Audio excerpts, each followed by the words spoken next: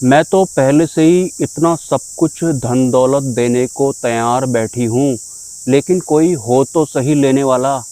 नमस्कार दोस्तों, भंवर गुफा यानी कि बंक नाल में धन का आकर्षण यानी कि धन को आधार बनाकर किस तरह से रिद्धियाँ सिद्धियाँ आकर्षित करती हैं, इस विषय पर मैं अपने खुद के अनुभव भी शेयर करने वाला हूँ। क्योंकि एक साधक होने के नाते अगर आपको ये पता लग जाता है कि आपको लालच में बिल्कुल भी नहीं पड़ना है, सिंपली आप नए नए साधक होंगे तो आप लालच में ना पड़ने के लिए दिमाग से तैयारी करेंगे। लेकिन यहाँ पर किसी भी तरह के लालच में ना पड़ने की जो दिमाग से आपने तैयारी की थी, उसको किस तरह से ब्रेक करती हैं भंवर गुफा की सिद्धियाँ, ये मैं अब इस वीडियो में बताने वाला हूँ। सिंपली अगर आप ध्यान करते हैं और आपकी दृष्टि भंवर गुफा यानी कि बंक नाल में अगर गमन कर रही है, तो वहाँ पर बहुत तरह की सत्ताएं हमें देखने को मिलती हैं, जो कि ज़्यादातर 90% वायुगामी होती है, मतलब उड़ने वाली होती हैं। लेकिन अगर आप एक मोक्ष मार्गी हैं और आप ठान चुके हैं कि मैं किसी भी तरह की रिद्धि सिद्धि के लपेटे में नहीं आऊँगा, भले ही वो मुझे कोई गोल्ड की खान दिखाए या फिर वो मुझे किसी और तरह से आकर्षित करने की कोशिश करे, मैं उनके लपेटे में नहीं आऊँगा। इस तरह की प्रिपरेशन अगर आपने माइंड से की है, तो भी आप धन का लालच देने वाली सिद्धियों के लपेटे में आ सकते हैं। सिंपली अगर आपको ध्यान में कोई सिद्धि दिखाई पड़ती है जिसके आयाम में या फिर जिसके चारों तरफ गोल्ड ही गोल्ड होता है या फिर हीरे जवाहरात होते हैं, और अपने आयाम में वो सिद्धि भी बैठी हुई होती है, तो जैसा कि आपने ब्रेन से प्रिपरेशन की है कि मैं किसी भी तरह के गोल्ड वगैरह के लालच में, सिद्धियों के लालच में नहीं आऊँगा, उस दृश्य के दौरान आप अपने आप को इस तरह से प्रिपेयर करेंगे कि कोई बात नहीं, गोल्ड तो इतना सारा है इसके लोक में, लेकिन कोई बात नहीं, मेरे को इसमें कोई इंटरेस्ट नहीं है, ऐसा।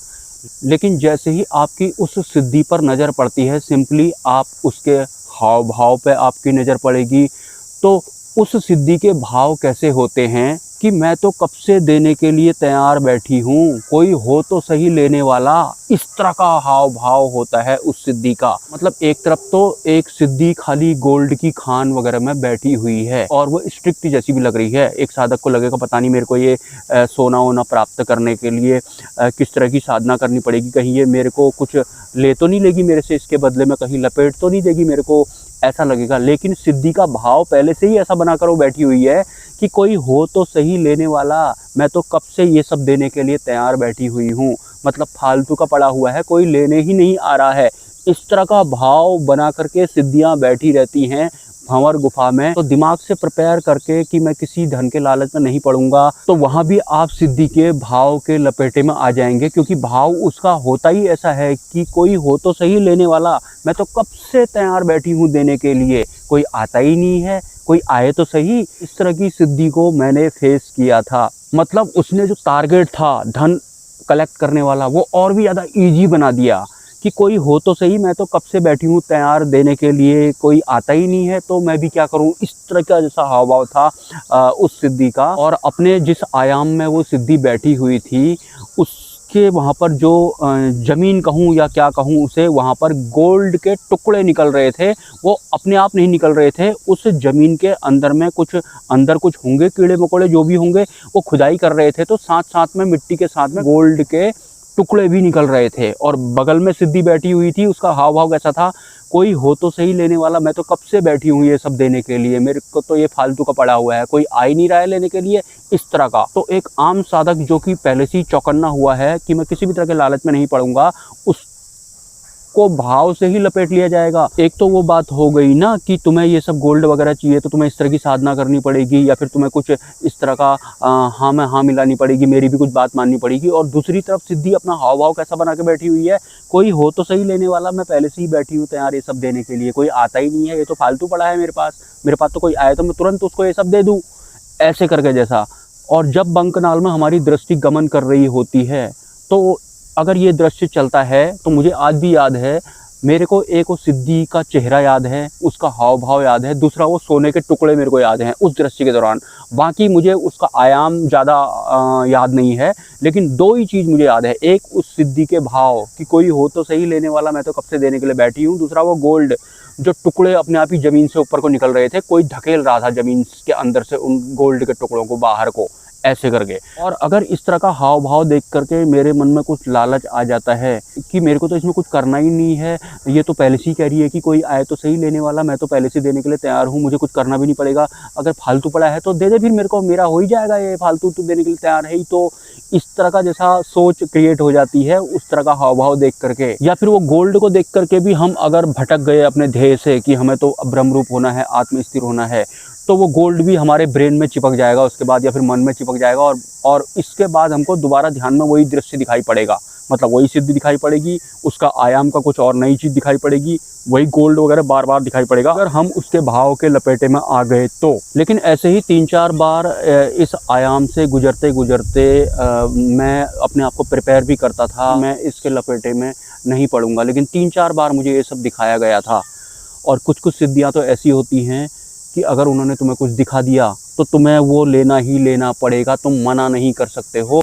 अब भंवर गुफा में ये सब भी होता है, ये हमारी ध्यान की यात्रा में होता है, लेकिन भंवर गुफा में कोई मोक्ष वगैरह नहीं होता है, वो एक पर्टिकुलर अवस्था होती है जिसमें हमारी टेस्टिंग होती है, तरह तरह से हमारी टेस्टिंग होगी, ये भी एक तरह की टेस्टिंग आप लगा सकते हैं। तो प्रिपेयर करने के बाद भी आपको किस तरह से कौन लपेट देगा, जागरूकता के साथ भंवर गुफा में गमन करना होता है, हमें सचेत रहना होता है। और अगर हम उस सिद्धि के भाव के लपेटे में आ गए कि ये तो पहले से ही देने को तैयार है, तो फिर उसके बाद आपको नहीं पता आपके मन बुद्धि चित्त अहंकार का कौन सा कनेक्शन उसके साथ अटैच हो जाएगा, और आप फिर उसकी ही स्ट्रीमिंग में बहेंगे, मतलब उसी भाव की स्ट्रीमिंग में आप बहते रहेंगे। आप भूल जाएंगे कि मैं तो ब्रह्मरूप होने के लिए ध्यान कर रहा था, आत्मस्थिर होने के लिए ध्यान कर रहा था, या फिर परमात्मा के साक्षात्कार के लिए मैं ध्यान कर रहा था। साधक भूल जाता है। तो स्ट्रीमिंग में बहना नहीं है, क्योंकि एक बार हम लालच में पड़े तो उसके बाद हम उसके लोक की स्ट्रीमिंग में बहेंगे ही बहेंगे। और भंवर गुफा के बारे में इससे पहले भी मैंने 2 वीडियो बनाए हैं, आप वो वीडियोज भी देख सकते हैं, आपको एक्स्ट्रा इन्फॉर्मेशन मिल जाएगी। इसके अलावा भंवर गुफा में जो भी दृश्य मुझे दिखाई पड़ते थे उनमें से किसी किसी को मैं जानता ही नहीं था। जैसे कि मुझे भगवान स्वामी नारायण भी दिखाई पड़े थे, उस वक्त मैं उनको नहीं पहचानता था, बाद में जाकर के मुझे उनके बारे में पता लगा। मैं आपको सच बताऊं, भंवर गुफा की यात्रा के दौरान ही मुझे मलेच्छराज भी दिखाई पड़ते थे, और मुझे ये जो बाल देवता कहते हैं ना, ये भी मुझे दिखाई पड़ते थे। लेकिन मेरे को उस समय बड़ा अनकंफर्टेबल हो जाता था कि मैं कोई बुरा इंसान थोड़ी ना हूँ, तो मेरे को एक सींग वाला ये राक्षस जैसा क्यों दिखाई पड़ रहा है। मेरे को बाल देवता भी दिखाई पड़ते थे, उससे पहले मैं बाल देवता को जानता ही नहीं था। मेरे को सिर्फ बड़ा बुरा लगता था कि मैं सींग वाला राक्षस जैसा क्यों दिखाई पड़ रहा है। और मलेच्छराज भी एक है, उसके नाक से, उसके मुंह से, उसके कान से रेशे वाले, रेंगने वाले कीड़े निकलते थे। उसको देखकर मैं बहुत ज़्यादा व्यथित जैसा हो जाता था कि ये मुझे क्यों दिख रहा है। बाद में मुझे पता लगा कि मलेच्छराज इसको कहते हैं, या फिर उसको बाल देवता कहते हैं। बाल देवता के बारे में तो आजकल पता लग रहा है मुझे, जब से एपस्टीन फाइल वगैरह का जिक्र हुआ है तब से। उससे पहले मैं इनको देखा था मैंने, लेकिन मैं जानता नहीं था ये कि कौन है। तो बहुत बाद में जाकर के वो सब पिक्चरें मेरे सामने क्लियर होती हैं कि ये है कौन आखिर। और जहाँ तक बात रही बाल देवता की, तो वो सींगों वाले तो हैं, लेकिन जिस तरह से इस दुनिया में 2 तरह के लोग होते हैं, एक अच्छाई को पसंद करते हैं, एक बुराई को पसंद करते हैं।